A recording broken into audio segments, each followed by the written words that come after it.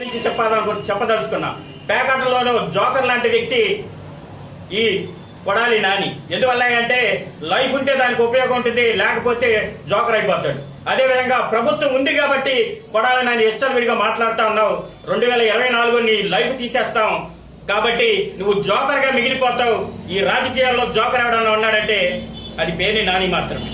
అదేవిధంగా కొడాలి నాని కూడా పేర్ని నాని మాట్లాడుతూ ఉన్నాడు. చిరంజీవి గారు ఏం చేశాడు, ప్రత్యేక హోదా సాధించమని మాకు సలహాలు ఇస్తా అన్నాడు అని చెప్పేసి మాట్లాడుతూ ఉన్నాడు పేర్ని నాని, మా బందర్ బాబాయ్. ఆయన గురించి చెప్పాలంటే మాకే చాలా నవ్వొస్తా ఉంటది. ఆయన క్లీనింగ్ బాయ్ కి ఎక్కువ, డ్రైవర్ కి తక్కువ. అలాంటి ఆయనకి రవాణా శాఖ మంత్రి ఇస్తే పొడిచేదేముంది? వీళ్ళిద్దరికి కూడా మాజీ మంత్రులకు అందరికి కూడా ఇదగా ఉందంటే వక్ర భాష మాట్లాడమని చెప్పి మంత్రి పదవులు ఇచ్చినట్లుగా భావిస్తా ఉన్నారు. ప్రజలందరూ కూడా చూస్తా ఉన్నారు, వీళ్ళ వెకిలి చేష్టను చూస్తా ఉన్నారు.